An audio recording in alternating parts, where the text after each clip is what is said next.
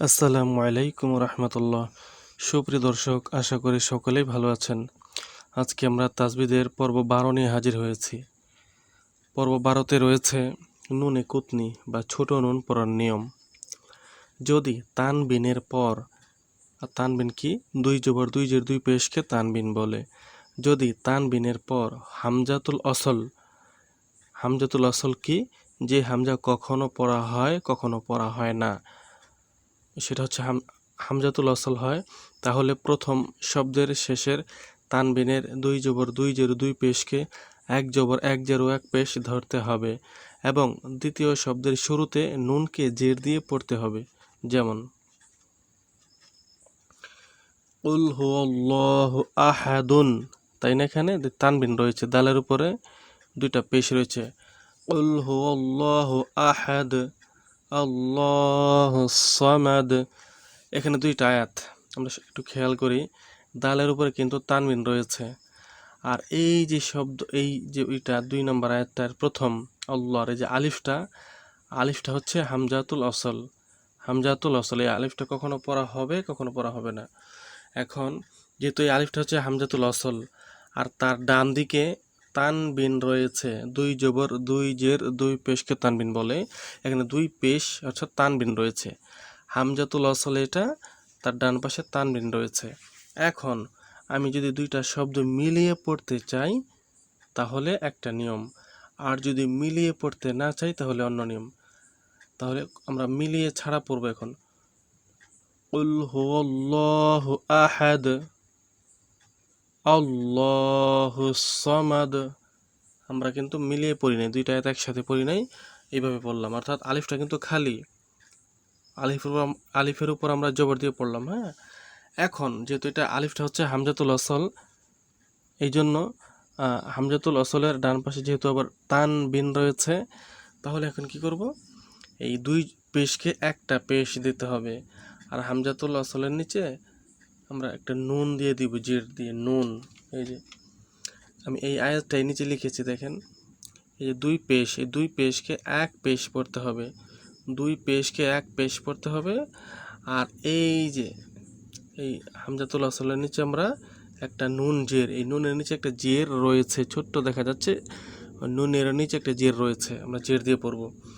এটা হামজাতুল আসলের কারণে দুই পেশ এক পেশ হয়ে যাবে আর এখানে নুনে জের হবে। তাহলে এখন যদি আমরা মিলিয়ে পড়ি কি হবে, আহাদুনিল্লাহুস সামাদ, কুল হুয়াল্লাহু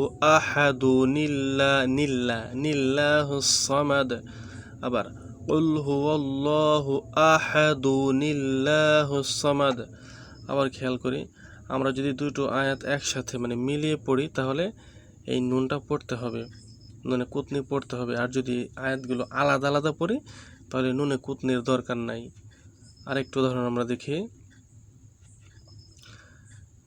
এই যেখানে দেখেন, এই যে শেষে গুলতা, তার নিচে কিন্তু দুই জের রয়েছে, মানে তানবিন রয়েছে।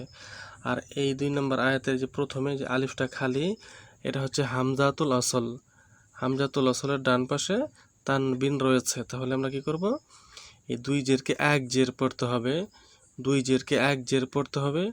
আর আলিফের নিচে আমরা একটা নুনে কুতনি ছোট্ট করে দিয়ে দেবো একটু পরে। হ্যাঁ, এই যে দেখেন, এই যে দুই জবর দুই জের ছিল, এখানে এক জের দিয়েছি, আর এই আলিফটার নিচে নুন জের, ছোট্ট নুন দেওয়া, এটা দিতে হবে। এখন আমরা পড়ব এটা, বিসমিল্লাহির রহমানির রহিম। ওয়াইলুল লিকুল্লি হুমাযাতিল লুমাযাতিনিল্লাযী।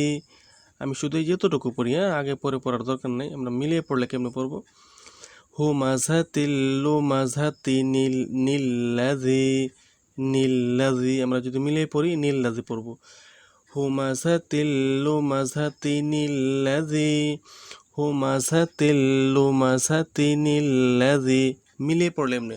আর যদি মিলানো ছাড়া আলাদা আলাদা পড়ি তাহলে কেমনে পড়বো, ওয়াইলুল লিকুল্লি হুমাযাতিল লুমাযা আল্লাযী জামাআ মালান ওয়া আদ্দাদাহ। অর্থাৎ মিলিয়ে ছাড়া পড়লে এভাবে পড়তে হবে, আর মিলিয়ে পড়লে এখানে ছোট্ট নুনে কুতনি এটা সহকারে পড়তে হবে। আরেকটা উদাহরণ দেখি। এই যে এই যে আলিফটা, এটা হচ্ছে হামজাতুল ওয়াসল। হামজাটা হচ্ছে হামজাতুল ওয়াসল, তার ডান পাশে তানবিন দুই পেশ রয়েছে। তাহলে আমরা কেমনে পড়বো এটাকে?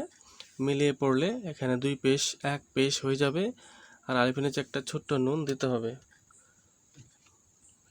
যেমন মুসরিফুম মুরতাবুনিল্লাযিনা, আমরা এতটুকু পড়ি, হ্যাঁ, যে মাঝখানে এতটুকু আগে পরে পড়ার দরকার নেই। এখানে আমরা যেহেতু নুনে কুতনি পড়ছি, মুরতাবুনিল্লাযিনা মুরতাবুনিল্লাযিনা মুরতাবুনিল্লাযিনা, বায়ের উপরে দুই পেশ ছিল, এক পেশ দিয়েছি। দুই পেশ থাকলে এক পেশ, দুই জবর থাকলে এক জবর, দুই জের থাকলে এক জের দিতে হবে। আর এই হামজার নিচে একটা ছোট্ট নুন, জের দিয়ে আমরা শিখব। আমরা আরেকটু উদাহরণ দেখি। কওমান আল্লাহ, কওমান আল্লাহ। এখানে এই যে মিমের উপরে দুই জবর রয়েছে, আমরা এক জবর দিব। আর এই যে যেহেতু এটা হামজাতুল ওয়াসল, এই আলিফের নিচে আমরা ছোট্ট নুন দিব, অর্থাৎ নুনে কুতনে দিয়ে পড়বো। কওমান আল্লাহ, তাই না? এটা হবে কওমানিল্লাহ, কওমানিল্লাহ, কওমানিল্লাহ। এখন আমরা এমালা শিখব। জের ও জবরের মধ্যবর্তী উচ্চারণকে এমালা বলে। সূরা হুদের 41 নম্বর আয়াত। এখানে আমরা একটু এমালা করে পড়ব। বিসমিল্লাহি মাজরেহা মাজরেহা ওয়া মুরসাহা। এই যে রখারাজের রি হওয়ার কথা ছিল রসিকার, তাই না? রি হা রি, কিন্তু এখানে রে পড়তে হবে। কেন রে পড়তে হবে?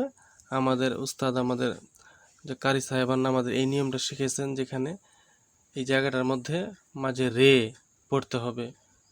তো আমরা তাদেরকে অনুসরণ করে মাঝে রে পড়ি, রে। বিসমিল্লাহি মাজরেহা, মাজরিহা বলা যাবে না, মাজরেহা। বিসমিল্লাহি মাজরেহা ওয়া মুরসাহা মাজরেহা। এইভাবে আমরা এমালা করে পড়ব। তো এই ভিডিওটি এই পর্যন্তই।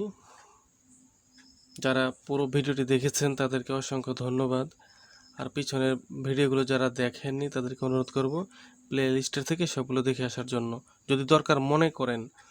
আর সামনের ভিডিওটি, মানে সামনে যে ভিডিওটি দেব সেটা যদি সবার আগে পেতে চান, তাহলে চ্যানেলটি সাবস্ক্রাইব করে বেল আইকনটি অন করে রাখুন। সকলে ভালো থাকবেন। আল্লাহ হাফেজ।